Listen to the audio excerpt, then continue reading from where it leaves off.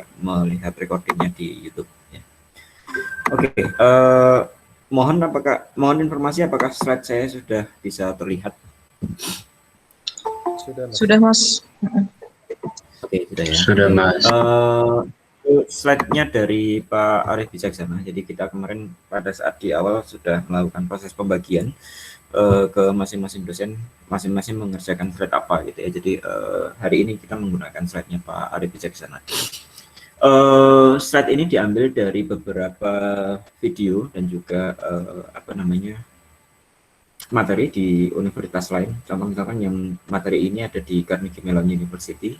Ini katanya dengan konsep-konsep dasar deep learning dan kenapa diperlukan deep. Gitu ya. Jadi mungkin kemarin sudah kita pelajari sebenarnya, namun kita akan coba tengok kembali sehingga membentuk pemahaman yang mungkin jauh lebih baik gitu ya.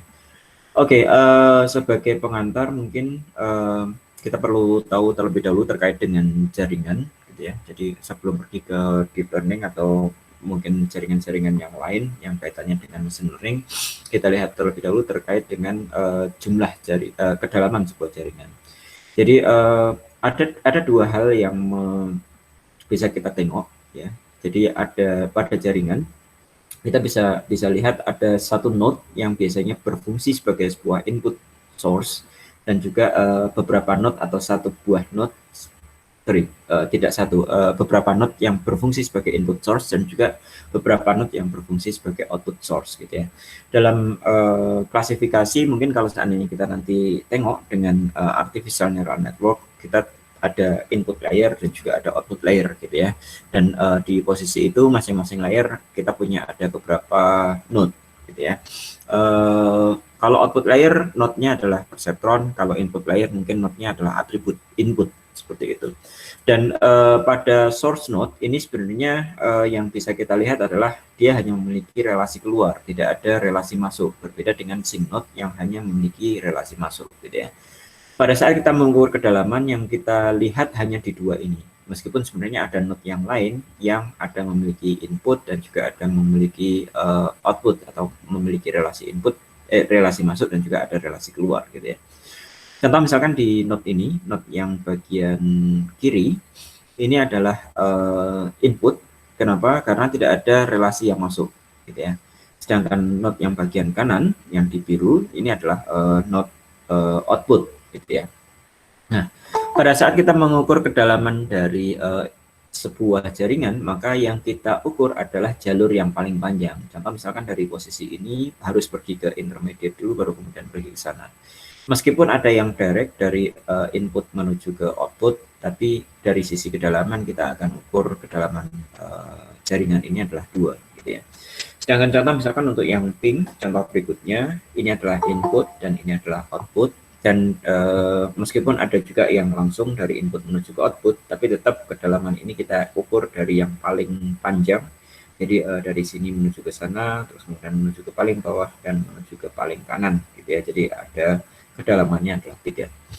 Nah, dari sana mungkin kalau kita kaitkan dengan artificial neural network, kita bisa katakan bahwa ini adalah semacam network juga, gitu ya, di mana kita memiliki ada input, tidak ada yang masuk ke sana, yang masuk hanya datanya, gitu. Jadi data ini akan dirambatkan menuju ke keluaran atau ke output kita, gitu ya. Dan proses akan berhenti di posisi ini, tidak ada proses yang berikutnya. Gitu. Ini akan kita katakan sebagai sebuah jaringan juga. Pada gambar ini mungkin kita bisa tahu kalau konsep di sini adalah fully connected layer, berarti dari posisi node ini akan pergi ke satu node, pergi ke node level berikutnya, pergi ke node level berikutnya, dan level berikutnya kita bisa ukur kedalamannya adalah 1, 2, 3, dan juga 4. Dari posisi path manapun karena fully connected adalah tidak ada yang pergi ke node sebelumnya atau pergi ke node dalam level atau layer yang sama, maka kita akan katakan bahwa jumlah kedalamannya bisa kita ikuti dengan menelusuri salah satunya saja, seperti itu. Nah, ada beberapa jaringan, kalau kita ngomong neural network, ada berbagai macam jaringan yang ada ini beragam gitu ya. Contoh yang sudah kita pelajari kemarin ada autoencoder, terus kemudian deep autoencoder gitu ya, kalau nggak salah yang sebelah sini. Terus kemudian ini bisa bisa juga dipelajari. Kemarin ada perseptron, ada multilayer perseptron, ada dan seterusnya gitu ya. Kalau nanti teman-teman pengen mempelajari lebih jauh, ada berbagai macam jaringan yang kaitannya dengan neural network. Masing-masing jaringan ini memiliki fungsi-fungsi yang beragam gitu ya. Jadi nanti silakan dipelajari, barangkali bisa memunculkan ide terkait dengan tugas akhir seperti itu. Terus kemudian yang lain lagi adalah alasan kenapa diperlukan deep. Oke. Dari sisi histori, deep neural network ini mulai marak pada tahun 2012. Dari 2012 ini mulai marak hingga sekarang pun juga sepertinya masih marak. Di Indonesia terutama beberapa researcher sudah mulai memanfaatkan deep convolutional neural network dengan berbagai arsitektur. Nah, ini semuanya adalah arsitektur deep learning gitu ya. Kenapa deep? Intinya adalah supaya lebih efektif dan akurat, dan ini dibuktikan dengan sebuah kompetisi. Kompetisinya namanya adalah ImageNet Large Scale Visual Recognition Challenge, di mana di kompetisi ini para peneliti ditantang untuk mempropos sebuah solusi yang kaitannya dengan proses klasifikasi dari 10 juta image, gitu ya. 10 juta lumayan banyak. Dan dari 10 juta itu jumlah kelas yang dimiliki oleh ILSVRC adalah sekitar 10.000. Jadi kalau kita biasanya menghadapi binary class, sepertinya 10.000 adalah suatu tantangan yang sangat-sangat besar gitu ya. Dan dengan menggunakan deep ternyata performansinya bisa didapatkan jauh lebih akurat gitu ya. Dan dari tahun ke tahun 2014 sudah mendekati manusia dari sisi akurasinya, dan tahun 2005 hingga sekarang performansinya sudah melebihi dari manusia. Lihat bahwa kita punya human error juga gitu ya. Human error bisa beragam, mulai dari kita tidak mengetahui itu adalah kelas apa, atau mungkin kita mengalami kondisi kecapean gitu ya, sehingga tidak bisa melakukan proses klasifikasi dengan benar gitu. Nah, itu adalah salah satu alasan kenapa diperlukan deep, dan mungkin di paper yang lain, Goodfellow et al. Tahun 2016 melakukan uji coba kaitannya dengan apakah akurasi itu bisa ditingkatkan dengan adanya kedalaman jaringan kita, dan ternyata jumlah hidden layer pada saat kita memanfaatkan hidden layer yang bertambah ini bisa meningkatkan performansi seperti itu. Dan ini mungkin perlu kita cermati lebih jauh jaringan atau arsitektur apa yang dimanfaatkan oleh Goodfellow et al. Di tahun 2016. Uji cobanya dengan menggunakan image foto pada alamat gitu ya. Jadi ada foto alamat, kita keluarkan teks alamat seperti itu. Oke, untuk lebih jauh mungkin nanti kita hari ini akan membahas kaitannya dengan bagaimana kok deep itu bisa berjalan, meskipun kemarin juga sudah kita tunjukkan kenapa kok deep dan bukan wide. Terus kemudian kita tunjukkan alasan ini adalah kaitannya dengan Boolean function. Kenapa kok Boolean function? Alasannya adalah dengan Boolean function ini akan sangat mudah untuk bisa diterima oleh manusia gitu ya.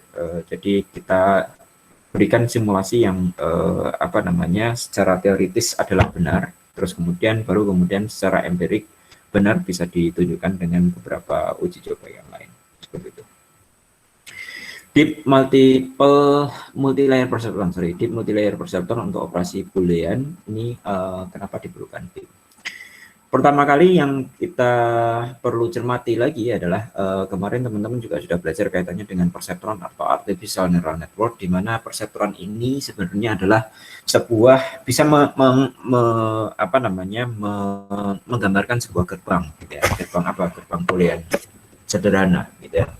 Contoh beberapa operasi boolean ini bisa diimplementasikan hanya dengan menggunakan satu buah perseptron saja, dan algoritma yang dijalankan juga sama gitu ya, hanya tinggal masalah data saja yang dimasukkan ke sana. Oh ya, ini kaitannya dengan kemarin kuis 1 ya. Saya coba untuk koreksi, dan ternyata ada beberapa pemahaman dari teman-teman yang salah. Kaitannya dengan task, terus kemudian program, terus kemudian performance measurement gitu ya, apa yang membedakan antara tradisional dengan machine learning base gitu ya. Jadi kalau yang di machine learning base itu tasnya bisa beragam, tradisional pun tasnya bisa beragam gitu ya. Tas itu apa? Tas itu adalah spesifik kaitannya dengan satu kasus yang dihadapi. Contoh misalkan kasus operasi N, berarti kalau di sini X-nya adalah 1, Y-nya 1, pada saat kita operasikan harusnya akan menjadi 1 gitu ya. Terus kemudian pada saat kasusnya adalah OR, berarti X-nya 1, Y-nya 1, kalau kita OR-kan akan menjadi 1. Kalau X-nya 0, Y-nya 0, kalau kita OR-kan akan menjadi 0. Seperti itu. Dan itu merupakan task yang dihadapi. Task bisa beragam gitu ya. Dan pada task ini, kalau kita menggunakan machine learning gitu ya, kita membangunnya adalah perseptron itu kita anggap sebagai sebuah algoritma gitu ya, yang menyelesaikan task gitu ya. Namun kalau pemrograman tradisional kita bisa gunakan if itu, if X sama dengan 1, Y sama dengan 1, gitu ya, N seperti itu, maka hasil operasi N-nya adalah 1, atau mungkin dengan operasi yang lain seperti itu. Terus kemudian performansinya gimana? Performansinya adalah bisa diukur dengan akurasi atau mungkin MSE atau yang lain. Terus akurasi pengukurannya kemarin kalau nggak salah kita sudah bahas di pertemuan yang kedua. Gitu ya. Saya belum koreksi semua tapi ternyata konseptualnya salah. Gitu. Jadi saya perlu coba luruskan sedikit di sini. Pada perseptron ini bisa hanya dengan menggunakan satu algoritma perseptron, ini bisa dimanfaatkan untuk task operator AND ataupun operator OR ataupun operator NOT gitu ya. Permasalahannya apa? Permasalahannya hanya tinggal datanya saja. Datanya kita harus menaruh atau memberikan data yang benar. Nanti algoritma perseptron ini akan bisa melakukan proses learning gitu ya. Makanya kita katakan sebagai machine learning dalam hal ini adalah algoritma yang bisa mempelajari kasus-kasus yang kita miliki atau data-data yang kita miliki. Ya. Nah, perseptron ini kenapa kok bisa menyelesaikan task N ataupun OR ataupun NOT? Alasannya adalah baik task N, OR, dan NOT ini memiliki sesuatu yang dinamakan dengan sifat linearis variable. Gitu ya. Jadi kalau linearis variable ini kalau boleh saya coba jelaskan adalah kurang lebih seperti ini. Kita memiliki ada data yang diplot, kalau ke sana adalah sumbu X, terus kemudian ke sana adalah sumbu Y, seperti itu. Maka di posisi titik ini adalah 0. 0 mungkin kita bisa representasikan dengan false. Kalau kita ingin mengimplementasikannya N, maka 0 dan 0 adalah false. Contoh misalkan bulatan tidak berisi, ini kita asumsikan sebagai false gitu ya. Terus kemudian yang di sini juga false gitu ya. Kenapa? Karena pada meskipun X-nya adalah true tapi Y-nya adalah false, maka kita operasikan N adalah false gitu ya. Terus kemudian dengan cara yang sama kita bisa dapati data yang lain adalah seperti ini. Ini yang bernilai true adalah saya anotasikan dengan yang berisi gitu ya. Perseptron ini kemarin kita nyatakan bahwa dia mirip dengan garis pembatas gitu ya. Jadi karena ini adalah kasus linearis variable, maka kita bisa memiliki ada garis pembatas atau mungkin perseptron yang bisa memodelkan operasi atau task dari N ini gitu ya. Kalau OR gimana? Kalau OR adalah berarti kan di sini adalah true, di sini adalah true. Ada juga garis pembatas yang bisa melingkupi itu. Jadi perseptron ini bisa menyatakan ada di sana seperti itu. Dan di posisi ini kita akan katakan bahwa perseptron ini bisa menyelesaikan task operasi N ataupun operasi OR seperti itu. Nah, namun dalam kasus yang berbeda kita bisa juga memiliki gerbang yang lain gitu ya. Jadi operasi kita tidak semuanya berkaitan dengan variabel itu, tapi kita bisa notkan terlebih dahulu sehingga hasil dari operasi not-nya, operasi N-nya adalah kita akan N-kan untuk semua yang positif dan N-kan untuk semua yang negatif, terus kemudian kita N-kan keseluruhannya gitu ya. Dan di posisi ini akan menerima sesuatu yang sifatnya seperti ini. Misalkan kita hanya batasi ada 2 buah yang di biru dan 2 buah yang di merah, maka ada X1 dan X2, N not X1 and not X2. Itu pun bisa kita notasikan dengan perseptron apa namanya gerbang boolean gitu ya. Kenapa seperti itu? Alasannya adalah mungkin kita bisa batasi supaya bisa dilakukan proses plot. Kalau kita pengen memodelkan ada X1 and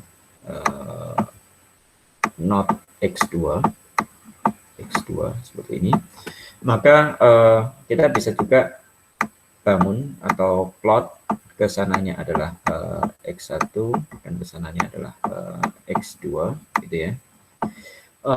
Data ini pada saat X1-nya adalah false, maka sudah bisa kita pastikan adalah nilainya false gitu ya. Sehingga di posisi ini adalah false juga. Terus kemudian pada saat X2-nya adalah apa namanya 1 karena dinotkan, maka dia pun akan false juga gitu ya. Terus pada saat X2-nya adalah 0 pada saat dia dinotkan akan menjadi 1 dan kita n-kan dengan X1, maka dia adalah bernilai true gitu ya. Sehingga true-nya pada saat kita operasikan n hanya ada satu data yang ada di situ, dan gerbang ini karena sifatnya masih linear variable, maka kita bisa notasikan atau selesaikan dengan menggunakan sebuah perseptron saja seperti itu. Ini yang mengawali proses kita. Nanti seberapa banyak pun jumlah X1 dan X2 yang kita miliki, baik itu yang tidak dinotkan ataupun yang dinotkan, berapapun jumlahnya yang kita miliki, nanti bisa, selama dia masih linear variable, maka kita bisa apa namanya selesaikan dengan menggunakan sebuah perseptron. Oke, lalu yang lain lagi adalah operasi OR pun sama gitu ya. Jadi operasi OR untuk yang apa namanya kita miliki kita notkan sebagian variabelnya pun bisa dioperasikan dengan menggunakan perseptron. Kalau tidak percaya nanti bisa teman-teman pikirkan dengan menggunakan dua variabel saja, misalkan X1 OR not X2 gitu ya. Jadi yang kita gunakan adalah X1 OR X2 yang dinotkan. Nanti bisa teman-teman lihat apakah ini juga masih bersifat linear variable atau tidak. Dan ternyata nanti kalau teman-teman cek masih bisa datanya adalah masih linear variable. Jadi itu pun bisa dinotasikan dengan menggunakan perseptron. Terus kemudian perseptron sebagai gerbang boolean ini bisa juga yang sifatnya adalah majority. Kita cari mana yang paling banyak, apakah X1 ataupun X2. Mungkin hampir mirip dengan apa namanya pada saat teman-teman toss dua buah dadu gitu ya. Dua buah dadu bisa keluar angka yang banyak atau angka yang kecil gitu ya. Jadi nanti bisa kita plot, dan itu ternyata juga masih linear variable gitu ya. Nah, namun perseptron saja ternyata tidak cukup. Ya, kenapa? Karena untuk kasus yang tidak linear variable, contoh misalkan untuk kasus XOR, ini tidak bisa diselesaikan. Gitu ya. Jadi XOR itu seperti apa? Kalau kita punya ada dua variabel, ada variabel X dan variabel Y yang bernilai boolean, XOR akan bernilai true pada saat kedua nilai adalah berbeda. Jadi di posisi ini adalah true dan di posisi ini adalah true. Nah, terus kemudian di posisi yang sama-sama 0, dia nilainya adalah false, dan yang sama-sama 1 adalah nilainya adalah sama false. Lihat bahwa perseptron hanya seolah-olah mensimulasikan sebuah garis, dan nanti kalau teman-teman simulasikan dengan library ataupun yang lain dan dimasukkan data perseptron, proses trainingnya tidak akan pernah selesai. Dia akan melakukan loop terus-menerus dan tidak akan pernah mengalami apa namanya performansi 100% di data testing gitu ya. Kenapa? Karena data ini tidak memiliki sifat linear variable. Bayangkan saya tidak akan pernah bisa menarik satu buah garis yang bisa memisahkan antara true dan false hasil dari fungsinya atau hasil dari operasi XOR-nya gitu ya. Kalau saya tarik garis ini masih ada yang salah. Katakanlah ini adalah kelas 1 ada atau kelas true, maka ini adalah salah gitu ya. Kalau saya tarik kelas yang ini dari sisi ini pun juga sudah tidak konsisten, dan ini juga sudah tidak konsisten, ataupun garis yang sama, atau mungkin kita tarik yang seperti ini, ataupun semua garis yang kita miliki di posisi apa namanya perseptron untuk kasus XOR ternyata tidak bisa memberikan performansi 100%. Maka dari itu kita tidak cukup dengan menggunakan perseptron saja. Muncul ide kita bisa gunakan sesuatu yang dinamakan dengan multi-layer perseptron, gitu ya, di mana multi-layer perseptron ini nanti akan mensimulasikan kondisi seperti ini, di mana pertama kali adalah kita akan melakukan operasi OR terhadap X dan Y, dan juga operasi OR terhadap node-nya, baru kemudian kita kalau tidak salah di-N-kan atau di-N-kan kalau nggak salah berikutnya, di-N-kan sehingga mensimulasikan operasi XOR di sana, ya.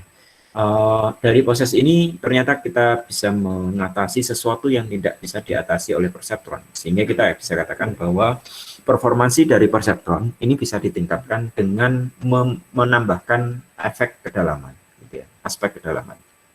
Nah, namun tidak hanya itu saja, ternyata pada saat kita memiliki jaringan yang lain, di mana jaringan ini kita bisa masukkan dengan cara yang seperti ini, ternyata ini pun juga bisa menghasilkan operasi XOR, mensolusikan operasi XOR. Gitu. Jadi lihat bahwa di sini kita memiliki ada dua perseptron, dan perseptron ini ditaruh dalam kedalaman yang berbeda, tidak ditaruh dengan kedalaman yang sama, seperti itu.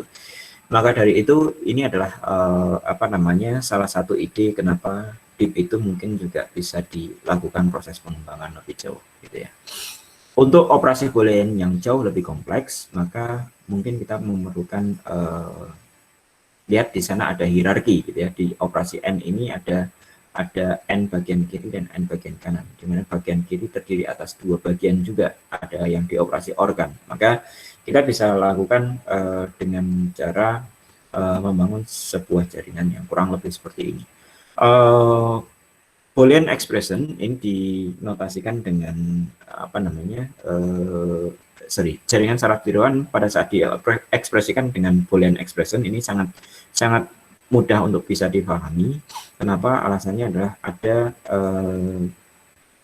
kesepakatan dengan ini artinya adalah satu variabel kita sepakat, kesepakatan atau ketidaksepakatan kalau kita negasikan, gitu ya, dengan memberikan bobot 1 ataupun minus 1, gitu ya. Jadi nanti kita lihat contoh misalkan komponen ini A, N, X, not, N, Y, N, Z, gitu ya.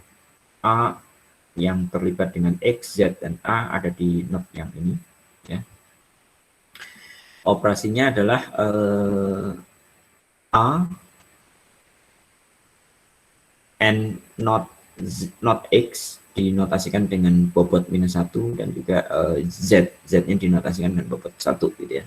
Dan di operasi 2 ini asumsinya adalah operasi N, ya, seperti itu. Terus kemudian nanti kita naikkan ke atas, hasil dari operasi N ini akan kita OR-kan, gitu ya. Atau mungkin saya kurang tahu, ya, kurang lebih seperti itu, ya.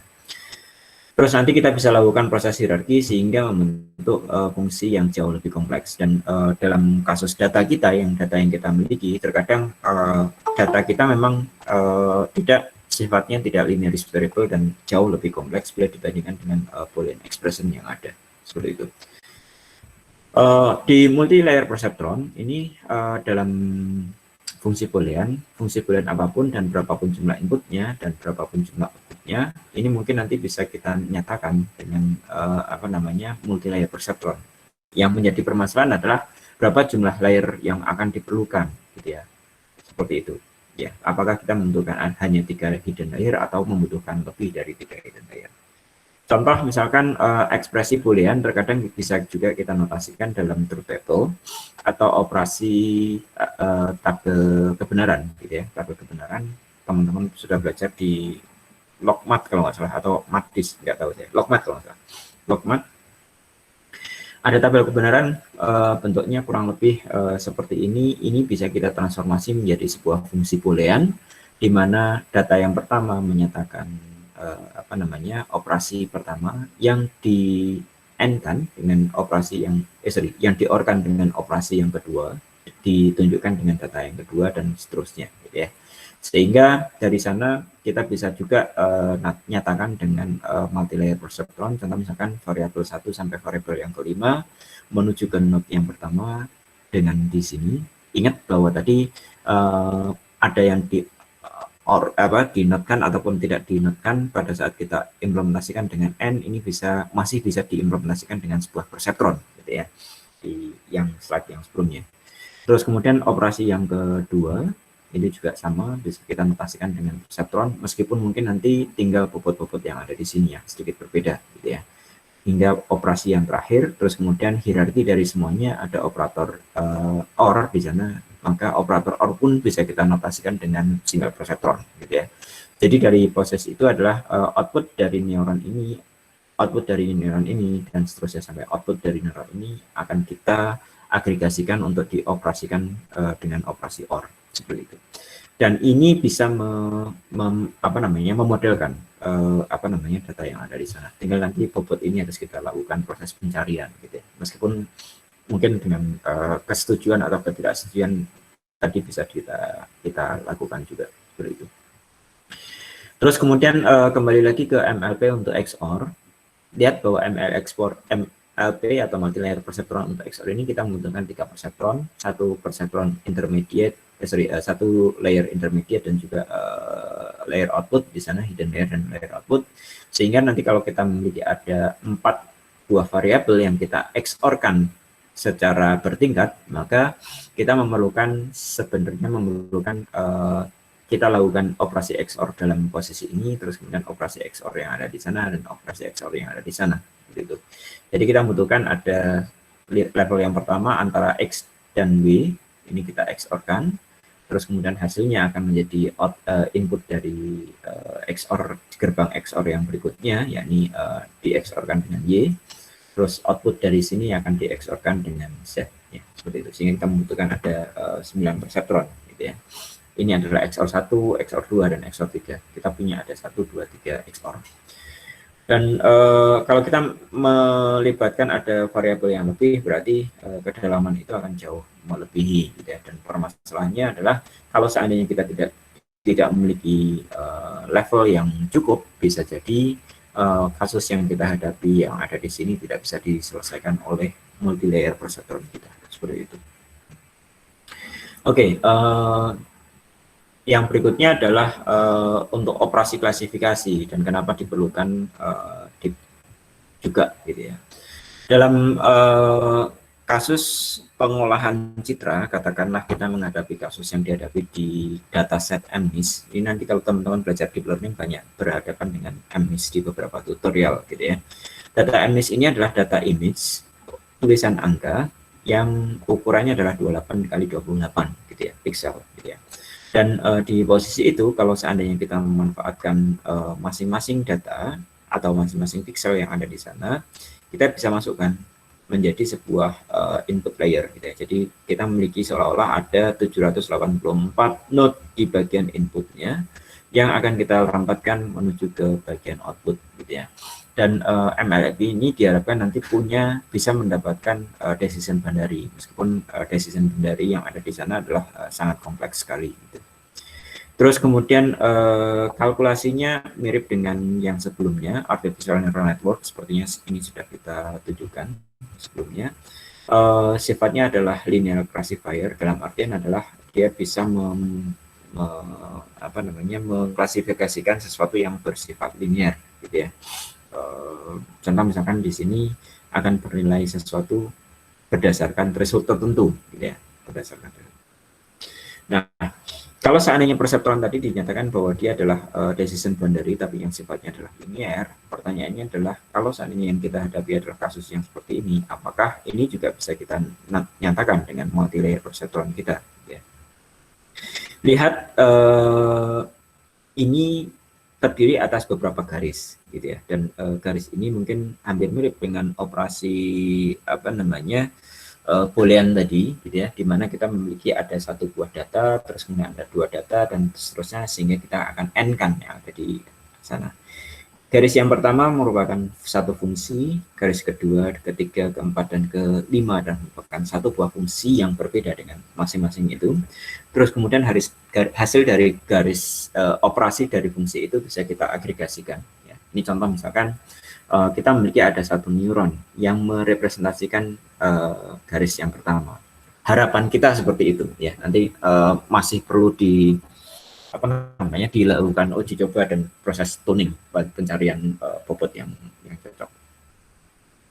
Terus kemudian setelah kita memiliki ada garis yang pertama ini, terus kemudian kita memiliki ada garis yang kedua, gitu ya, atau dinyatakan dengan perseptron yang kedua, dinyatakan dengan perseptron yang ketiga, dengan garis yang ketiga dan garis yang keempat, serta garis yang kelima dinyatakan dengan perseptron yang kelima.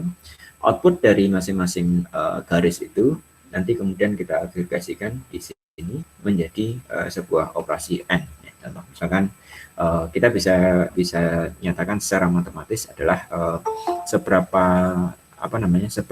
gelap dia, gitu ya. Yang paling gelap adalah yang merupakan area dari yang tadi kita cari, gitu ya. Dan ini bisa dinyatakan juga dengan menggunakan multi layer perceptron seperti itu. Oke, pada saat kita memiliki decision boundary yang seperti itu, mungkin juga kasus akan jauh lebih kompleks lagi. Contoh misalkan kita memiliki ada bentuk yang semacam ini, maka kita bisa notasikan dengan ini adalah yang besar, sedangkan yang di bagian kanan adalah yang kecil, terus kemudian kita nyatakan dengan operasi OR. Dia masuk ke bagian yang besar atau bagian yang kecil, gitu ya. Jadi bagaimana cara memodelkan area kuning dengan multi layer perceptron, mungkin bisa kita nyatakan dengan konsepnya seperti itu. Decision boundaries mungkin bisa jauh lebih banyak, gitu ya. Ada beragam yang bisa kita selesaikan, gitu ya. Contoh misalkan yang seperti ini ataupun yang seperti ini, atau mungkin yang course jauh lebih kompleks lagi, gitu ya. Contoh misalkan kita punya decision boundaries untuk yang pertama, yang kedua, dan seterusnya, terus kemudian kita bisa operasikan OR, ya, seperti itu. Satu hidden layer, apakah bisa? Sepertinya tidak mungkin, kan, ya. Di proses ini sepertinya tidak mungkin, kan. Oke, mungkin seperti itu. Terus kemudian yang lain lagi adalah decision boundaries dengan satu hidden layer. Tadi ada yang bisa, ada yang tidak bisa diselesaikan. Saya akan coba skip lebih cepat. Oke, di bagian ini. Oke, jika neuron sangat banyak, bentuknya akan mendekati lingkaran. Jadi, maksudnya apa? Maksudnya adalah pada saat kita ada di sana, lihat bahwa kalau kita punya segi 6, segi 8, dan segi itu menyatakan satu buah decision boundaries pada satu layer yang sama, maka nanti semakin banyak semakin banyak neuron yang ada pada satu layer tertentu, maka dia akan seolah-olah mensimulasikan sebuah lingkaran. Apakah network yang deep bisa membutuhkan neuron yang jauh lebih sedikit? Ya, pertanyaan ini mungkin perlu dibahas lebih jauh, dan mohon maaf saya belum melihat videonya, ya, dan belum melihat materinya. Seperti itu. Deep learning merupakan representasi dari feature learning, ya. Jadi nanti pada saat teman-teman belajar di deep learning, nanti ternyata ada hierarchical learning, gitu ya, dari proses untuk mengamati wajah manusia ini. Ternyata kita membutuhkan ada beberapa komponen atau mungkin features, gitu ya. Lihat bahwa wajah manusia memiliki ada hidung, ada mata, ada mulut, gitu ya. Kalau seandainya tidak ada hidung, ada matanya, itu bukan wajah manusia, gitu ya. Mungkin bagian yang lain, gitu ya. Dan di proses itu mungkin bisa kita lakukan dengan proses pencarian. Oke, kalau yang namanya wajah adalah memiliki mata, hidung, dan juga mulut, maka ada feature-features yang lain, gitu ya, di mana kita harus mencari mata. Ada nggak mata, gitu ya. Mata ini bisa dinyatakan dengan lihat bahwa mata itu biasanya orang melihat ada semacam gradasi, atau mungkin ada garis yang ada di mata ini, gitu ya. Atau mungkin katakanlah inilah alis ada garis di sana, gitu ya. Dan di sana sebelum pergi ke wajah manusia, kita mungkin melihat feature low level feature-nya, atau yang level features yang levelnya lebih rendah. Dalam hal ini adalah mid level, di mana mid level ini bisa diselesaikan dengan low level features, gitu ya. Bisa berupa edge, dark, atau spot. Atau mungkin kalau kita runut balik, kebalikannya adalah dari features yang seperti ini bisa kita manfaatkan untuk membangun features mata, membangun features mulut, membangun membangun features hidung, membangun features telinga mungkin ya, membangun features mulut gitu ya, dan seterusnya gitu ya. Dan di proses itu mungkin nanti hanya bisa dinyatakan dengan hierarki, dalam hal ini adalah sesuatu yang sifatnya deep, bukan sesuatu yang sifatnya adalah wide, seperti itu. Itulah kenapa alasan diperlukan deep ya. Dan konsep yang sama bisa kita implementasikan untuk berbagai kelas yang berbeda. Contoh misalkan cars, elephants, chairs, atau mungkin yang lainnya gitu ya. Atau mungkin di sini sorry, terkadang yang kita perlukan tidak hanya kedalaman 2 atau mungkin kedalaman 3. Kenapa? Karena level ini hanya untuk proses komunikasi antara antara si presenter dengan audience gitu ya. Dan dalam hal ini pada saat kita nyatakan dengan kasus yang real, ternyata kita membutuhkan lebih dari layer tertentu. Contoh misalkan layer pertamanya adalah seperti ini, layer keduanya adalah seperti itu. Untuk menghadapi pirate ship, rocking chair, teddy bears, with short tie, teacher gitu ya. Ini masih belum terlalu kelihatan gitu ya. Jadi ada semacam intersection di antara layer gitu ya. Dan di posisi itu mulai kelihatan di layer-layer yang jauh lebih tinggi gitu ya. Seperti itu. Ya, itu mungkin salah satu bahasan kaitannya dengan kenapa diperlukan deep, ya seperti itu. Nanti teman-teman kalau seandainya pengen melihat lebih jauh visualisasinya atau mungkin juga pengen lihat penjelasan yang jauh lebih komprehensif, ada link yang disampaikan oleh Pak Arif ada di sana. Mungkin itu ada yang ingin ditanyakan terlebih dahulu sebelum saya masuk ke materi yang berikutnya, dan sepertinya saya prefer untuk break terlebih dahulu ya, supaya apa? Supaya nanti ada proses pengendapan materi seperti itu. Ada yang ingin ditanyakan, silakan, monggo.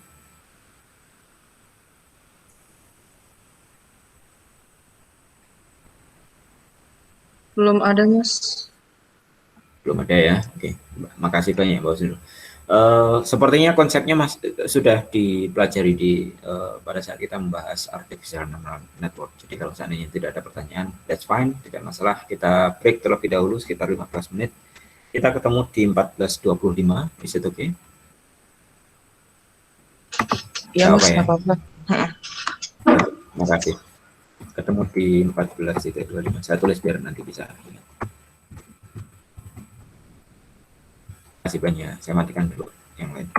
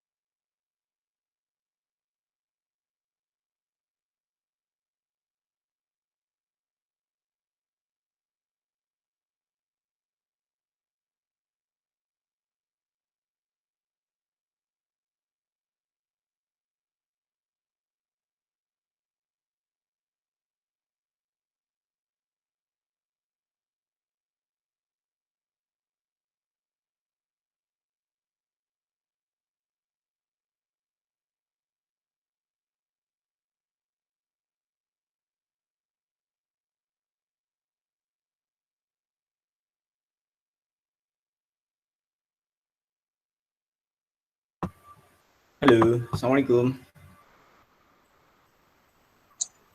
Waalaikumsalam, Mas. Waalaikumsalam, Mas.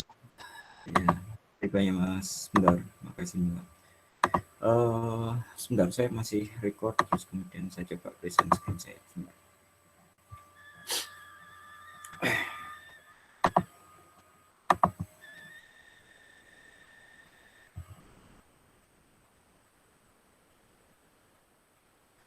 Oke, mohon informasi apakah slide saya sudah terlihat?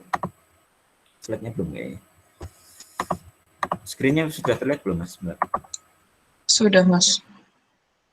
Screen udah ya, oke, good. Uh-huh. Oke, mungkin saya memberikan sedikit introduction terkait dengan convolutional neural network ya. Nanti slide-nya kembali ke slide-nya Pak Arief kembali, di mana slide-nya Pak Arief juga mengambil dari yang lain, cuman saya merasa ada beberapa yang perlu kita tengok sedikit gitu ya. Dalam hal deep learning ini mungkin sebenarnya adalah salah satu algoritma dari machine learning yang berdasarkan artificial neural network. Makanya tadi introduction kita diawali dengan ada faktor kedalaman pada perseptron gitu ya, atau artificial neural network. Kata deep di sana ini menyatakan bahwa kita memanfaatkan multiple layer pada sebuah jaringan, dan tadi sudah dilihat belum ya, untuk yang dinamakan dengan deep mungkin kita bisa katakan bahwa sesuatu arsitektur itu adalah deep pada saat nilai jumlah layer yang dimanfaatkan adalah lebih dari 2, seperti itu. Dan dia menggunakan multiple layer untuk progressively extract higher level features from the raw input. Jadi tadi sudah kita tunjukkan ada low level features, mid level features, terus kemudian higher level features yang ada pada implementasi manusia atau mungkin cars atau elephant dan juga yang lainnya seperti itu. Dan algoritma dari deep learning ini mungkin tidak sebatas pada convolutional neural network yang diimplementasikan pada kasus citra atau mungkin kasus-kasus yang memiliki korelasi erat antara satu data dengan tetangganya seperti itu, tapi juga memiliki ada beberapa arsitektur yang lain. Kemarin kita sudah belajar tentang deep belief network, tadi kita sudah belajar tentang deep neural network, dan sebenarnya ada yang dinamakan dengan graph neural network, dan mungkin nanti minggu depan kita akan belajar tentang recurrent neural network seperti itu. Hari ini kita akan coba tunjukkan convolutional neural network, di mana aplikasi convolutional neural network terutama ini banyak diimplementasikan untuk computer vision atau mungkin speech recognition dan juga audio recognition gitu ya. Dan nanti ada beberapa arsitektur yang spesifik untuk menyelesaikan kasus-kasus yang ada. Contoh computer vision itu apa? Contohnya adalah mengenali foto Agung sebagai Agung gitu ya. Kan ada tuh HP yang menggunakan citra wajah kita gitu ya, terus kemudian di unlock di sana seperti itu. Itu adalah bagian dari computer vision ya.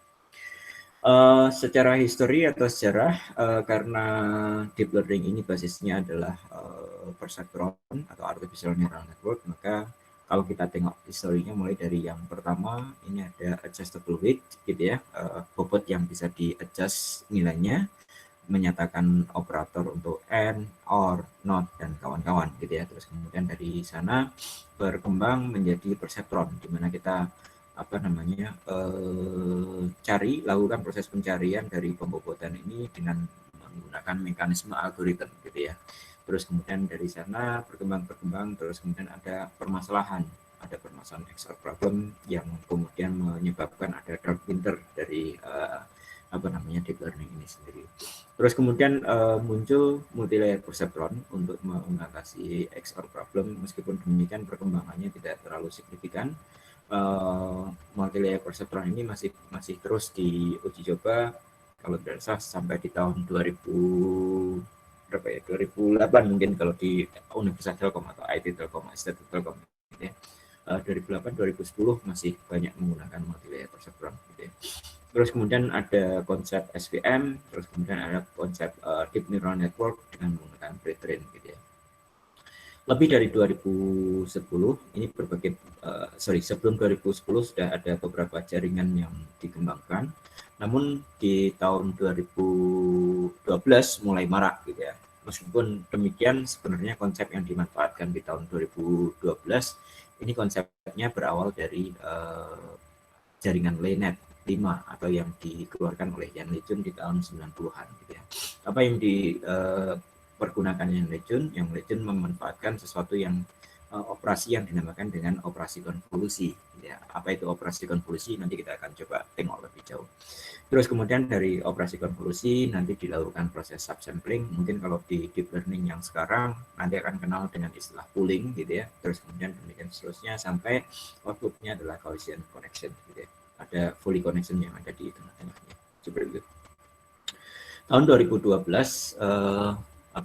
ImageNet Large Scale Visual Recognition Challenge yang sudah dilaksanakan beberapa tahun mulai dari tahun 2010, 2011 di-solve dengan menggunakan metode-metode yang lama gitu ya. Terus kemudian di tahun 2012 muncul sesuatu yang dinamakan dengan AlexNet atau mungkin kata istilah deep yang pertama yang membingungkan seseorang, apa sih deep itu gitu ya. Dan ternyata performansinya lumayan gitu ya, sangat-sangat baik sekali untuk menyelesaikan ada 10 juta label image untuk 10.000 objek gitu ya. Jadi di posisi itu kasusnya sangat sulit sekali gitu ya.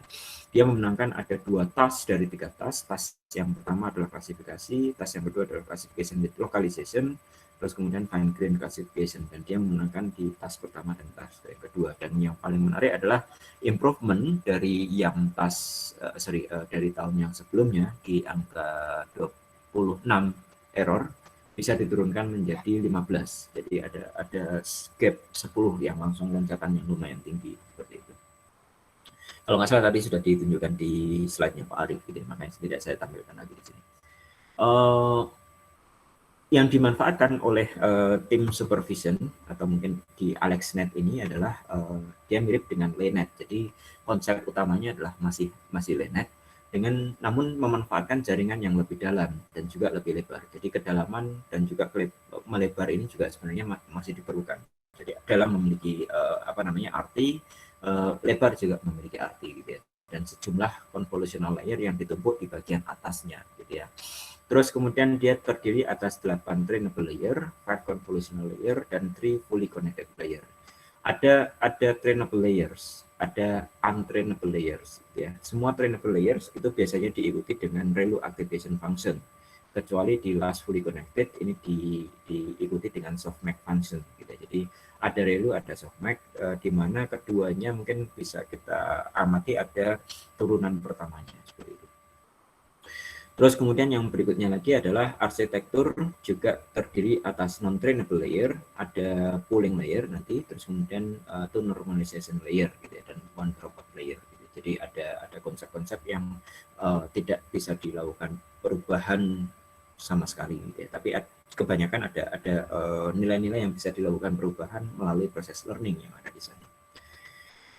Arsitekturnya seperti apa? Arsitekturnya seperti ini. Jadi dari sebuah image yang terdiri atas 3 channel, gitu ya. Terus kemudian 3 channel ini nanti kemudian dilakukan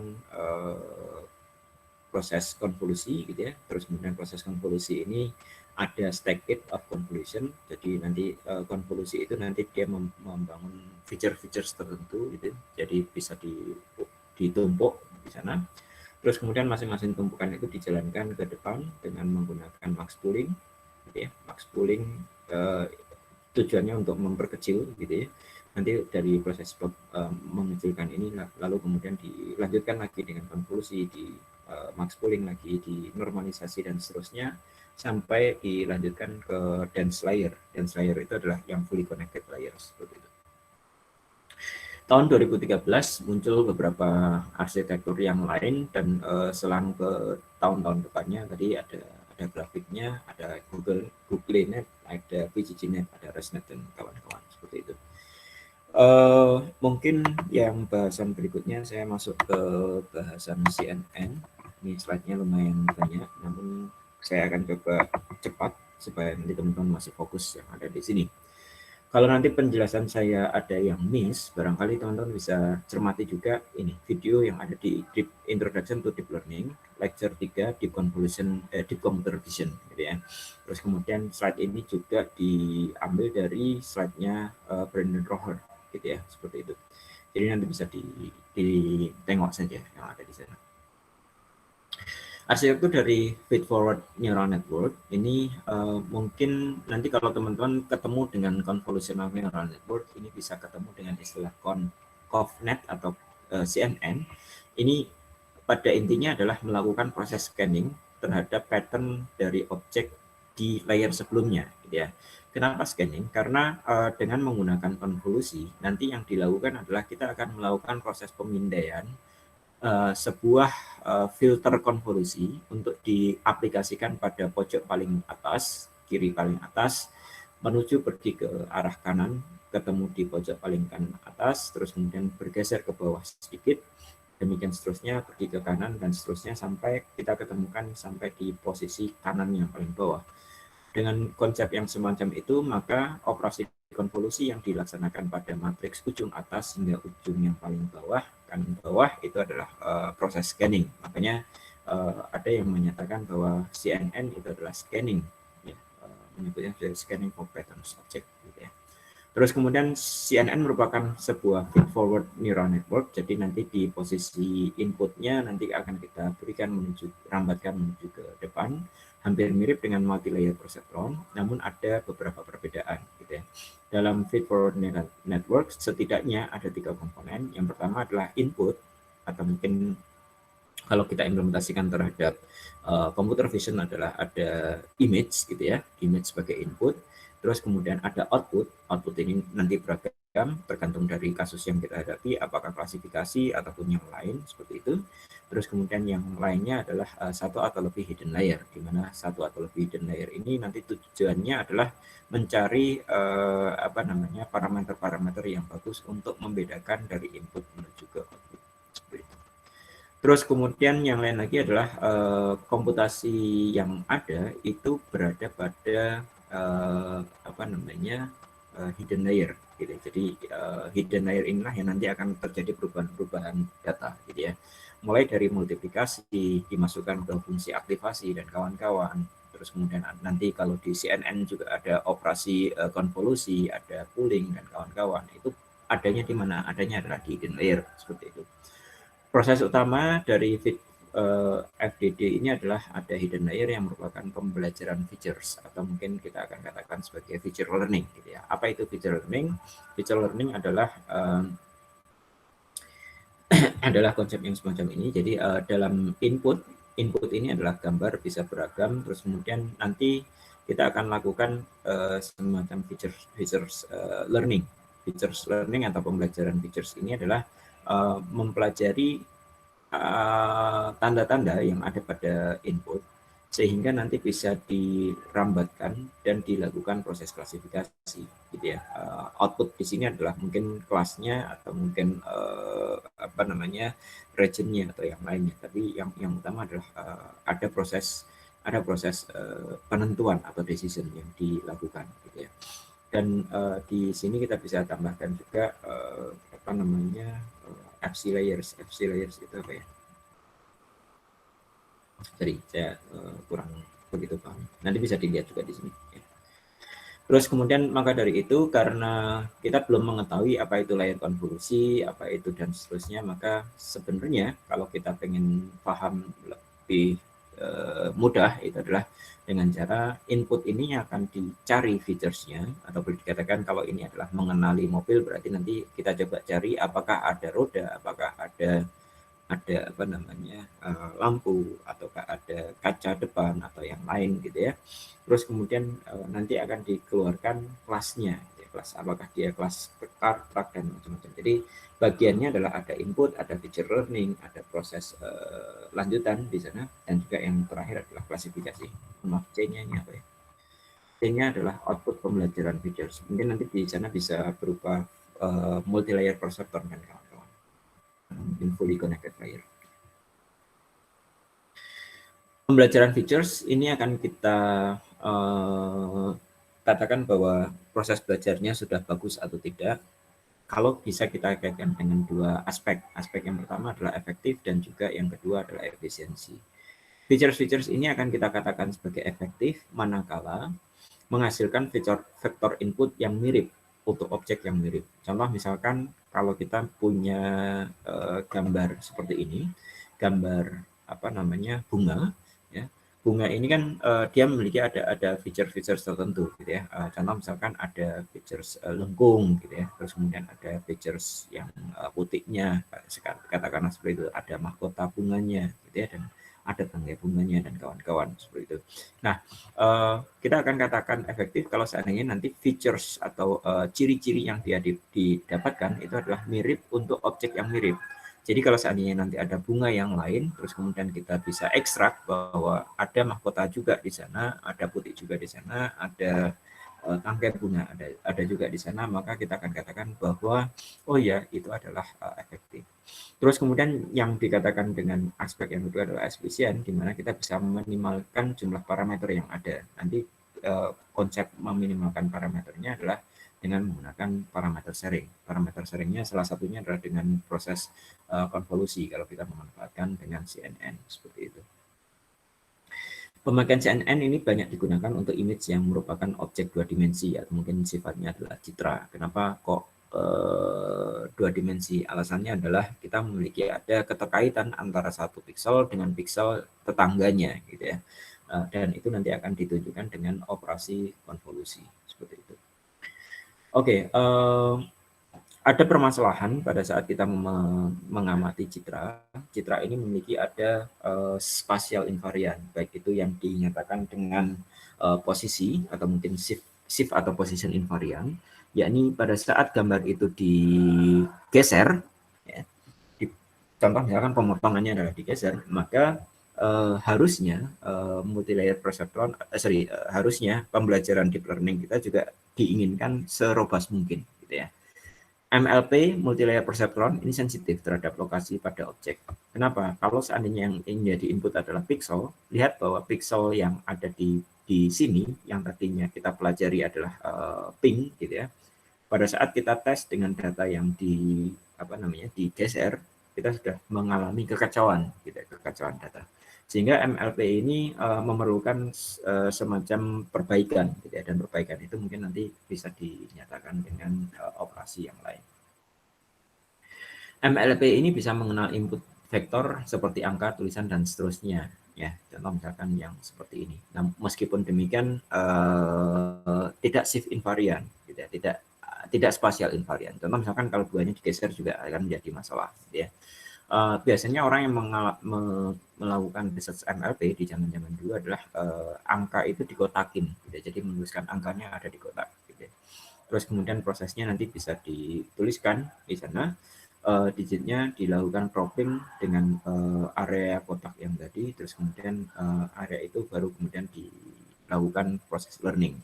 Meskipun demikian, meskipun tidak ada shift invariant, namun juga ada permasalahan yang lain, ada kendala yang lain. Ini contoh misalkan ada garis yang angka 1 lah, contoh misalkan angka 1 ada yang satunya tegak, ada yang satunya miring ke kiri, ada yang satunya miring ke kanan. Itu menjadi perbedaan-perbedaan yang lain, dan varian yang lain juga bisa kita amati kalau kita ngomong di computer vision yang real. Itu adalah ada viewpoint variation. Mungkin contoh misalkan kamera pada saat kita jepret pertama dengan kamera kita jepret yang kedua mungkin akan berbeda, gitu ya. Ini terhadap patung kan harusnya nggak bergerak, gitu ya. Terus kemudian terhadap illumination condition, dengan pemberian cahaya yang berbeda menghasilkan foto yang berbeda juga. Ini tidak bisa kita hindari. Kenapa? Karena cuaca juga menghasilkan illumination conditions, gitu ya. Contoh misalkan malam, pagi, siang, sore, hujan, dan kawan-kawan itu akan menghasilkan pencahayaan yang berbeda-beda. Terus kemudian ada skill varian. Ini mungkin kaitannya dengan, let's say, anggaplah orang ini sama, gitu ya. Anggaplah orang itu sama. Kalau nggak salah ini atlet basket ya kalau nggak salah. Katakanlah orang itu sama, gitu ya. Terus kemudian kita foto dengan jarak yang berbeda, nanti akan menghasilkan skala yang berbeda juga, seperti itu. Terus kemudian deformation dalam konteks misalkan objek tertentu bisa melakukan pergerakan, dan itu akan menghasilkan pada saat kita foto akan menghasilkan bentuk yang berbeda, sangat-sangat berbeda kalau kita lihat dari sisi citra, seperti itu. Ada occlusion, kalau nggak salah dipotong dengan objek yang lain, terus kemudian background clutter, ya. Jadi ada mix di sana gitu ya. Objek aslinya adalah kalau kita cermati sesungguhnya di sana ada kucing, tapi background di belakangnya memiliki pattern yang mirip dengan yang dipakai oleh kucing seperti itu.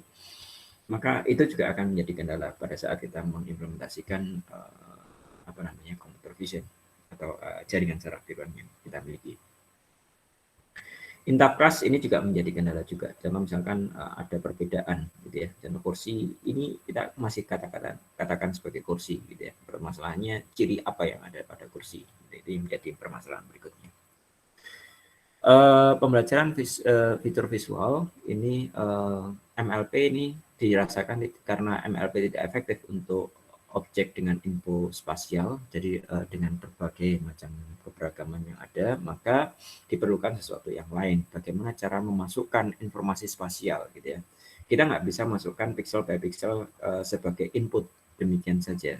Kita memerlukan ada feature engineering, dan biasanya kalau riset zaman dulu untuk proses klasifikasi citra itu biasanya dengan menggunakan feature extraction. Atau mungkin kalau audio nanti ada proses filteringnya tersendiri, dan ekstraksi yang bisa digunakan itu adalah operasi konvolusi seperti itu. MLP ini tidak efektif untuk objek dengan info spasial, tadi sudah ditunjukkan, dan kita bisa juga manfaatkan operasi apa. Jadi permasalahan yang kita hadapi adalah shift atau translasi. Maka sebenarnya multi-layer perceptron ini juga bisa dilakukan terhadap suatu bentuk window gitu ya. Jadi satu window ini nanti akan masuk, di poin pertama kita kalikan dengan bobot kedua, poin kedua dikalikan dengan bobot dan berikutnya, terus kemudian poin terakhir poin 16 dikalikan dengan bobot 16. Terus kemudian karena dia mengalami proses shifting atau pergeseran, maka window ini juga bisa kita lakukan proses shifting gitu ya, sampai ke area yang kemungkinan bisa dimiliki oleh sebuah matriks kita. Ya. Proses ini kita sebut sebagai patching atau lakukan dengan sebuah patch gitu ya. Terus kemudian kita akan masukkan ke dalam sebuah hidden neuron. Jadi proses perkaliannya nanti akan kita masukkan ke area tertentu. Jadi proses berikutnya akan menjadi yang berikutnya, demikian seterusnya.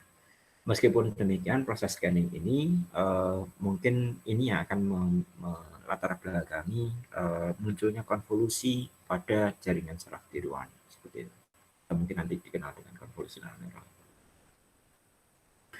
Oke, pemanfaatan filter sekarang. Nah, lihat bahwa di sini mereka memiliki bobot-bobot tertentu gitu ya. Jadi filter ini memiliki bobot-bobot tertentu, dan bobot itu yang nantinya perlu kita lakukan proses adjustment ya, terkadang ya, seperti itu. Saya akan coba skip, tapi ternyata ada satu yang penting di sini. Pada saat kita memanfaatkan ada semacam konsep window yang seperti itu, maka sebenarnya kita mencoba mencari local features, di mana local features ini adalah keterkaitan antara satu data dengan data yang lain yang berada pada lokasi yang berdekatan, gitu ya, yang berada pada lokasi input yang berdekatan. Contoh misalkan pixel 1 pada saat berhubungan dengan pixel yang kedua mungkin bisa membentuk semacam perbedaan warna yang kontras, sehingga kita akan terbentuk garis. Contoh misalkan di pixel ini kan antara yang putih dengan hitam ada stroke yang kontras sekali, atau mungkin ada stroke yang tidak kontras misalkan di antaranya gitu ya, dan itu akan membentuk local features khusus gitu ya. Kita bisa menggunakan multiple features untuk mengekstrak different features. Nanti kita akan tunjukkan ada beberapa filter yang bisa kita implementasikan atau kita ilustrasikan lebih tepatnya. Terus kemudian specializer. Jadi kalau tadi dikatakan bahwa ada translasi, bagaimana translasi itu bisa diekstrak seperti itu. Proses ekstraksi features dengan sebuah studi kasus yang sederhana ini bisa dinotasikan dengan ini. Jadi kasus ini diambil dari Brandon Rohrer, How Convolutional Neural Network Works, gitu ya. Meskipun demikian juga yang tadi Introduction to Deep Learning itu juga ada operasi ini. Oke, apa yang kita hadapi? Yang kita hadapi adalah sebuah kasus sederhana untuk convolutional neural network atau CNN. Ya. Ada X and O's, gitu ya. Katakanlah kita memiliki ada citra yang di dalamnya ada gambar X dan juga ada gambar O, gitu ya. Bagaimana CNN ini bekerja sehingga nanti bisa mengklasifikasikan X atau mengklasifikasikan O, itu yang menjadi permasalahan kita. Jadi, contohnya, kalau kita inputkan adalah citra 1 ini, maka harusnya nanti CNN akan mengeluarkan citra X. Citra yang kedua, pada saat kita masukkan ke CNN, harusnya dia mengeluarkan O. Bagaimana dia bisa berjalan? Ya. Ada permasalahan lain yang dihadapi oleh CNN.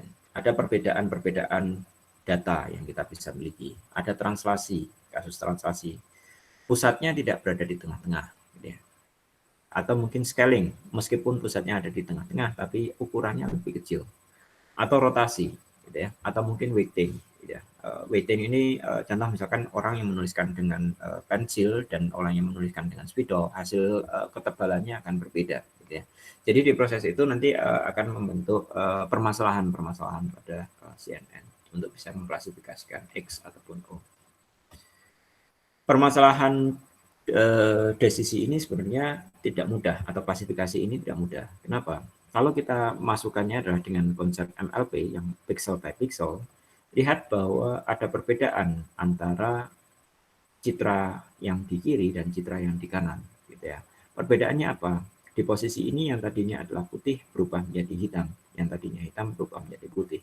Sehingga kalau kita kaitannya adalah dengan pixel by pixel, bisa jadi komputer yang melihat konsepnya adalah angka, dia akan melihat perbedaan. Ada perbedaan area yang ada di sana. Ya. Katakanlah komputer melihatnya adalah dengan -1 untuk yang hitam dan 1 untuk yang putih, seperti itu ya. Terus kemudian dia melihat ada perbedaan di area-area tertentu, gitu ya, ada ketidakkonsistennya. Masalahnya adalah dengan area yang sangat sedikit ini, apakah bisa mengetahui bahwa dia adalah sama-sama X, gitu ya. Dan itu yang akan menjadi masalah di komputer. Mungkin komputer akan mengatakan bahwa mereka berbeda, gitu ya.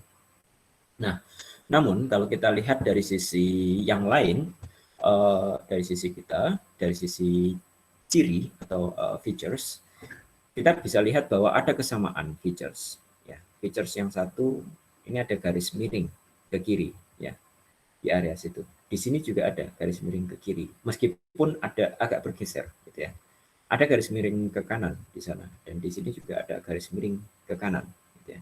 Ada persimpangan yang ada di situ, dan di tengah-tengah juga ada persimpangan. Dan di posisi itu harusnya nanti bagaimana convolutional neural network itu bisa menemukan itu.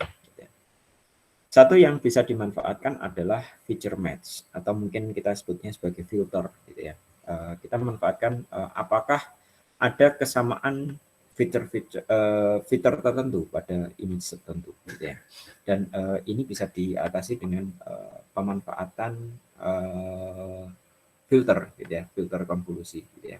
Contoh misalkan ini adalah untuk filter garis miring ke kiri, ini adalah filter untuk silang, dan ini adalah filter untuk garis miring ke kanan, gitu ya. Sehingga nanti filter ini kalau kita cari terhadap dengan konsep scanning yang tadi, harusnya nanti akan menemukan ada area tertentu yang memiliki signal kuat bahwa ada kemunculan garis miring di sana. Ada area tertentu yang memiliki signal kuat, gitu ya, terkait dengan filter garis miring ke kanan di sana. Ada juga area tertentu yang memiliki signal kuat terkait dengan cross yang ada di situ. Nah, bagaimana operasi ini berjalan? Mungkin itu yang menjadi permasalahan berikutnya. Kalau tadi kita tunjukkan bahwa komputer melihatnya adalah dengan angka -1 untuk yang hitam dan 1 untuk yang putih, maka dengan menggunakan filter ini kita bisa lakukan operasi yang dinamakan dengan operasi konvolusi, gitu ya. Operasi konvolusi itu apa?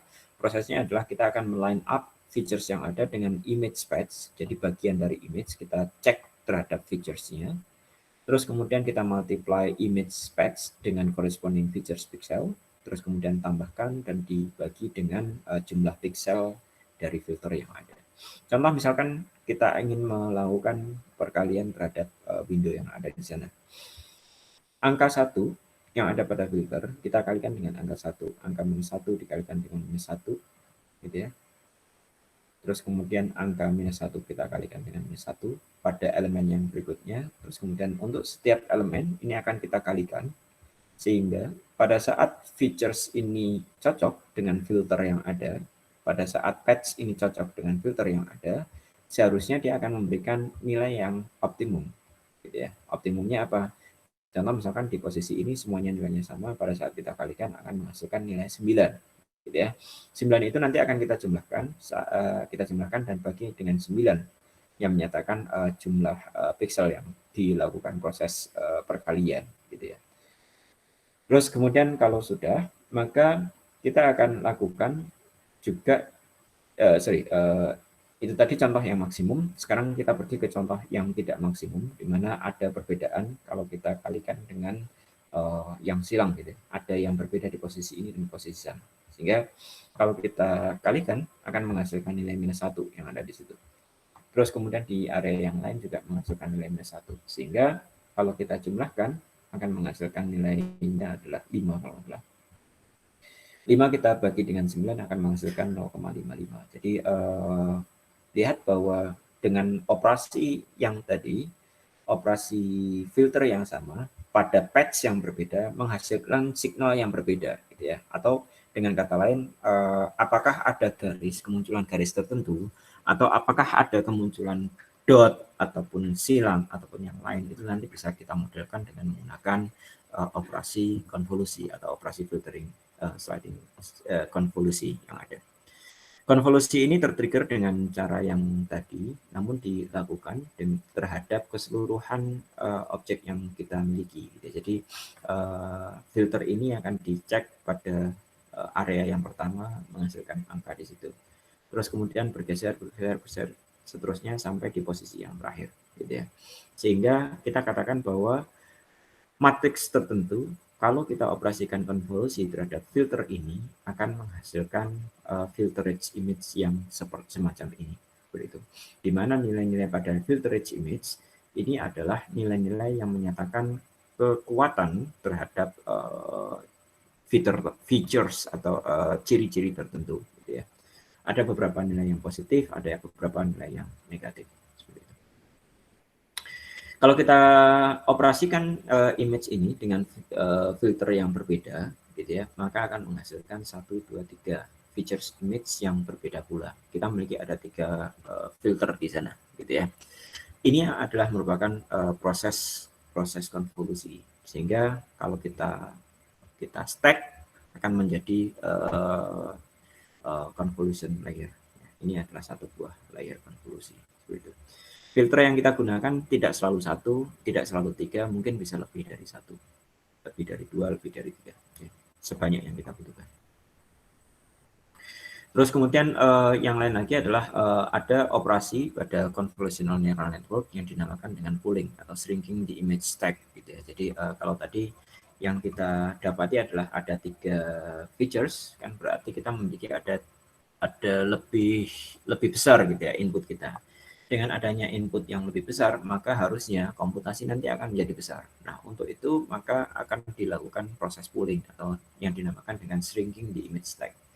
Apa yang dilakukan? Yang dilakukan adalah pick a window size, biasanya menggunakan 2x2 atau 3x3. Terus kemudian ada proses striding, biasanya kita menggunakan 2. Maksudnya 2 ini adalah proses tidak dilakukan pergeseran itu satu tetangga berikutnya, tapi dilakukan loncatan, gitu ya, loncatan ke beberapa pixel, gitu ya.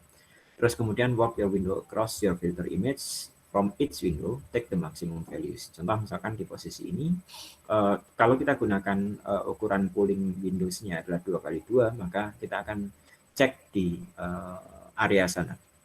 Kalau kita gunakan poolingnya adalah maksimum atau operasinya adalah max pool, maka kita akan cari nilai maksimum yang ada di sana.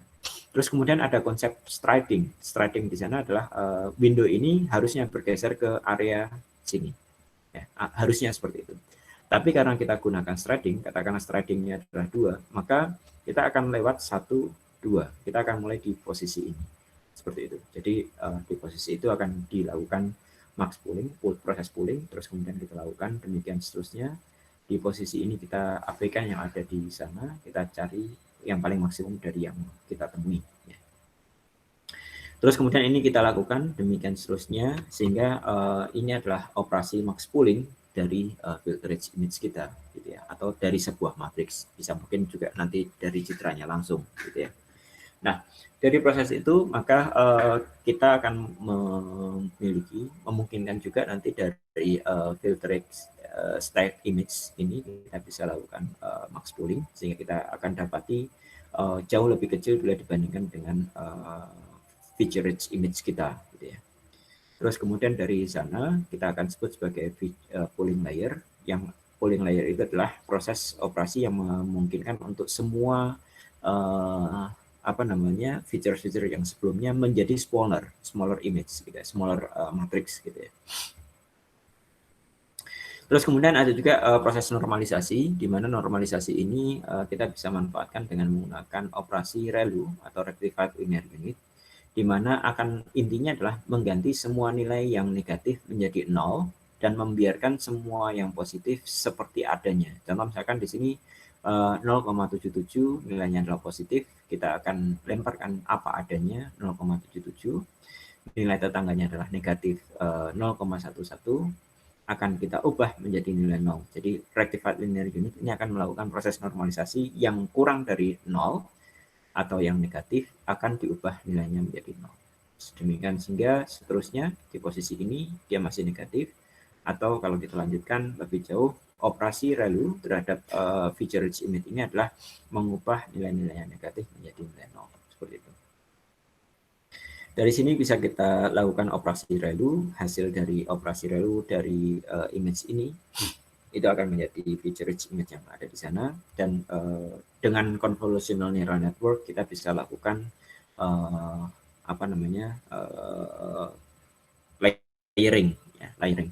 Kita bisa lakukan konvolusi, kita bisa lakukan ReLU, kita bisa lakukan pooling, atau mungkin juga kalau kita pengen lebih deep lagi ya, kita akan bisa lakukan konvolusi, ReLU, lakukan pooling, lakukan konvolusi, ReLU, dan seterusnya. Dan itu yang akan menjadi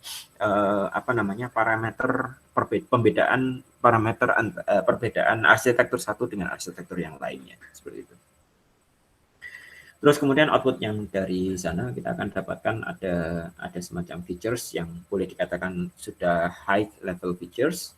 Dari high level features ini mungkin bisa kita align dengan proses alignment ya, sehingga nanti akan membentuk proses ini dinamakan dengan alignment. Kita taruh ada di sana, baru kemudian kita akan lakukan semacam klasifikasi ya. CNN untuk proses klasifikasi nanti bisa kita gunakan ada konvolusi, ada pooling, ada fully connected ya. Intinya ada di proses itu. Oke, biasanya kita akan mulai dari konvolusi dulu dan di ujungnya adalah fully connected ya. Oke. Ini sepertinya sudah saya skip saja. Dan di posisi itu nanti ada proses trading dan ada beberapa yang lain. Oke, ini ReLU tadi sudah saya coba skip saja. Ini dari resource yang berbeda, makanya yang ini kalau nggak salah dari introduction to deep learning ya, dari kelas yang tadi. Dengan konsep yang semacam itu, kalau kita implementasikan di level pertama terhadap image, maka sebenarnya dia membentuk feature-features yang lain. Jadi nanti filter itu diset secara random, filter konvolusi diset secara random. Hampir mirip dengan bobot yang ada di multi-layer perceptron, itu juga diset secara random. Dan nanti juga dengan di ujungnya ada error gitu ya. Error itu bisa dirambatkan ke belakang sehingga terbentuk ada proses perubahan bobot yang ada pada masing-masing komponen filter gitu ya. Kalau tadi kan kita filternya fix gitu ya. Kita tunjukkan ada filter fix. Di level yang pertama, ini biasanya masih bersifat low level. Di level yang berikutnya, naik, sehingga akan menghasilkan di level yang terakhir itu adalah yang sifatnya adalah high level features, gitu ya. Meskipun sebenarnya angka yang didapatkan adalah jauh lebih sedikit, sebenarnya angka itu merepresentasikan seberapa kuat dia terhadap features ini, atau mungkin seberapa kuat dia terhadap features yang ada di sana. Seperti itu. Kita bisa lakukan berbagai kombinasi gitu ya. Nanti teman-teman bisa kalau pengen mengimplementasikan bisa coba keras gitu ya, atau TensorFlow gitu ya, TensorFlow class, import kelasnya, terus kemudian kerasnya, library keras, terus kemudian bisa membangun beberapa stacked arsitektur. Ya. Di balik bagian ujung proses klasifikasinya, kalau di CNN menggunakan softmax. Ya. Softmax ini adalah proses energi yang energi dari masing-masing data yang kaitannya dengan kelas gitu ya. Nanti untuk softmax ini menyatakan probabilitas berapa besar dia merupakan kelas tertentu gitu ya. Kita akan katakan kelas tertentu dengan nilai probabilitas yang paling besar. Oke, sebuah arsitektur untuk banyak aplikasi ini sepertinya kita bisa implementasikan kasus arsitektur ini bisa untuk klasifikasi biasa atau object detection, proses segmentasi atau probabilistic control. Contoh misalkan klasifikasi apakah cancer atau not gitu ya, not cancer gitu ya, pada breast. Di sini ada MRI atau apa? Saya kurang begitu tahu.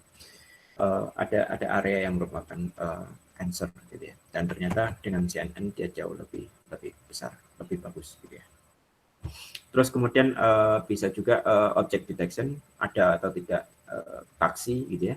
Kalau ada maka diberikan bounding box taksinya berada di mana, tidak hanya satu objek tapi juga bisa beragam objek, misalkan ada person, ada yang lain seperti itu, dia berada di bounding box yang berapa seperti itu. Atau yang lain lagi adalah kasus untuk semantic segmentation, di mana kita bisa manfaatkan untuk pada citra ini adalah segmen pertama yang hampir mirip dengan bagian yang lain. Terus kemudian ada segmen yang berikutnya, ini merupakan area yang berbeda dengan yang lain. Ini adalah si langit ya. Terus kemudian ada area grass yang merupakan secara semantik dia adalah area yang berbeda dengan yang lainnya. Ini bisa kita manfaatkan dengan mungkin konsepnya hampir mirip dengan autoencoders ya, seperti itu. Oke, atau mungkin bisa dilakukan segmentasi yang lain di mana kita bisa menemukan area yang anomali seperti itu. Oke, mungkin itu dari kuliah yang kali ini. Barangkali ada yang ingin tanyakan dari teman-teman, silakan. Ini ada beberapa istilah yang nanti harusnya teman-teman coba dalami lebih jauh ya, seperti itu. Monggo kalau ada pertanyaan. Mas, mau nanya, Mas. Iya. Silakan, Mas. Untuk layer konvolusi dan poolingnya itu ada terjadi latihan juga ya, Mas? Ya, ada terjadi latihan. Kapan terjadi latihan? Prosesnya adalah sebenarnya proses kayak mirip dengan back propagation, itu masih berjalan gitu ya. Jadi nanti saya utarakan bahwa untuk semua layer yang diikuti oleh ReLU dan juga layer yang diikuti oleh softmax itu biasanya akan terjadi proses perubahan gitu ya. Jadi contoh misalkan ada operasi konvolusi di sini. Operasi konvolusi itu intinya apa sih? Intinya adalah filter. Nilai-nilai filter itu pertama kali akan diset secara random. Terus kemudian dilanjutkan dengan ReLU. Nah, kalau seandainya kita rambatkan data X ini menuju ke area sana dan ternyata di ujungnya adalah klasifikasinya salah, harusnya terjadi perubahan yang ada di sini, gitu ya. Nah, perubahannya seperti apa? Untuk ReLU itu nanti kalau teman-teman cari ada inverse dari ReLU, nilai inverse dari ReLU, dan nilai inverse dari ReLU itulah yang akan kita bisa manfaatkan hampir mirip dengan proses propagasi yang ada di multi-layer perceptron seperti itu. Jadi itu yang nanti akan melakukan proses perubahan nilai-nilai dari filter seperti itu. Pooling bukan merupakan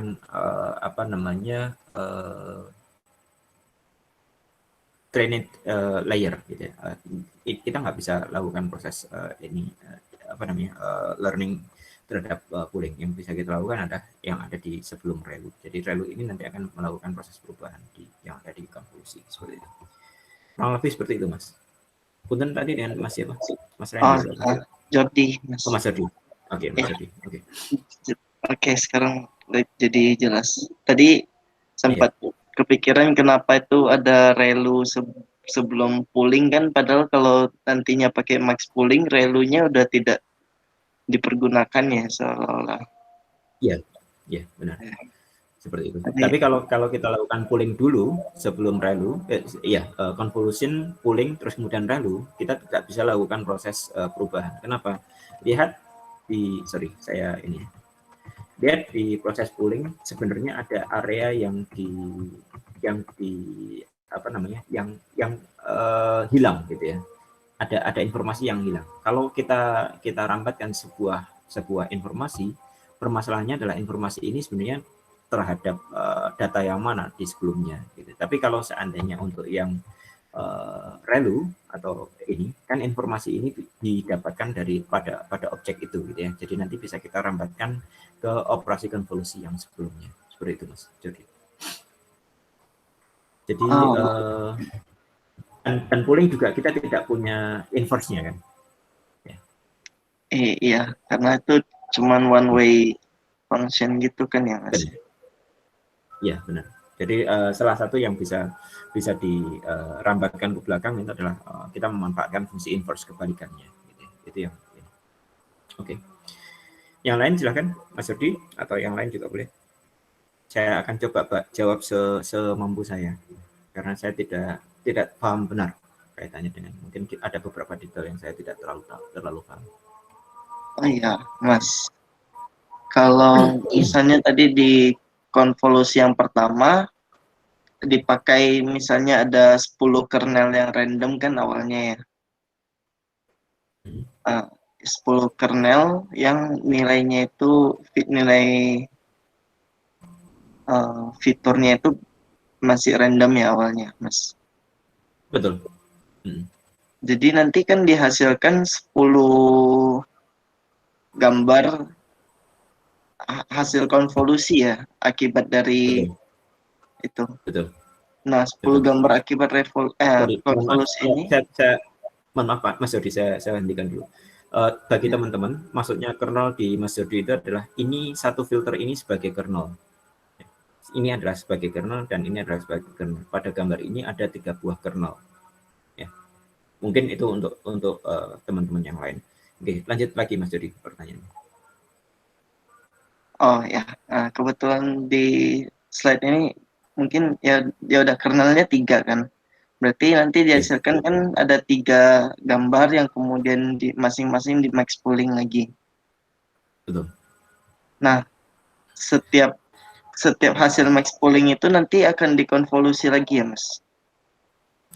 Max pooling ya tergantung dari ininya, tergantung dari arsitekturnya. Nanti bisa juga tidak harus hasil dari konvolusi itu iya. dilakukan pooling langsung. Ini kebetulan di posisi ini ada contohnya gitu ya. Jadi di sana di conclusion ini katakanlah di sini ada 3 kernel, kan berarti keluaran di sini nanti ada 3. Kalau misalkan di sini ada 3 kernel untuk masing-masing ini kan berarti nanti di sana akan semakin besar gitu ya. Kalau tidak kita pooling, input yang ada di sini kan semakin besar sekali gitu ya. Makanya dilakukan proses pooling. Itu untuk proses melakukan shrinking gitu ya. Nah, pada saat proses perambatan, lihat bahwa kalau tadi di sini ada 3, berarti adalah kita harus melakukan perbaikan terhadap 3 itu. 3 ini kan harusnya akan memberikan pengaruh terhadap kesalahan yang ada di ujung sana, ujung paling kanan kan. Makanya setiap kernel yang ada di sini itu nilai-nilai filternya harus dilakukan proses perubahan. Proses perubahannya nanti dengan melakukan proses perambatan baliknya itu yang terjadi di situ. Kurang lebih yang bisa saya gambarkan terlebih dahulu seperti itu Mas Yuri. Dan nanti di posisi ini juga kalau kita ada 3, masing-masingnya juga akan terjadi perubahan. Gitu. Perubahannya bagaimana? Lihat bahwa ini akan mirip dengan bobot.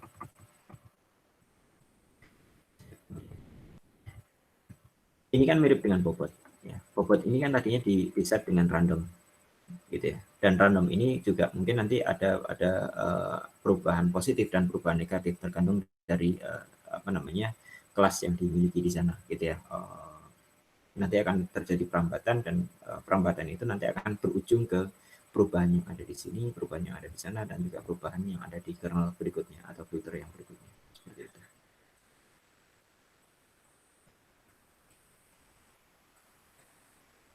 Oke. Oke, yang lain, Mas Yudi, udah ya? Oke, kalau sudah mungkin sebenarnya masih ada satu materi yang lain, namun mohon maaf saya coba pelajari kaitannya dengan kapsul network. Ada satu inti dari kapsul network itu adalah kalau dia mengatasi kekurangan yang ada dari CNN gitu ya. Apa kekurangannya? Kekurangannya itu adalah CNN memang bisa mendeteksi keberadaan feature tertentu, contoh misalkan feature X dan yang lain gitu ya. Namun dengan dia masih memiliki kekurangan di mana tidak adanya korelasi gitu ya antara feature letak dari diagonal kiri terhadap X itu seperti apa, dia tidak bisa dimodelkan seperti itu. Itu yang ada di CNN dan itu diatasi dengan kapsul network. Tapi mohon maaf saya belum begitu memahami, jadi saya tidak berani untuk menjelaskan dan saya nanti akan melakukan proses sharingnya dengan video dari si pembuat kapsul network ya. Terus kemudian yang lain lagi nanti ada slide resume dari Pak Arif Wijaksana. Mungkin itu dari saya. Kalau tidak ada pertanyaan lagi, saya bisa share ininya, presentasinya. Saya coba stop recordingnya.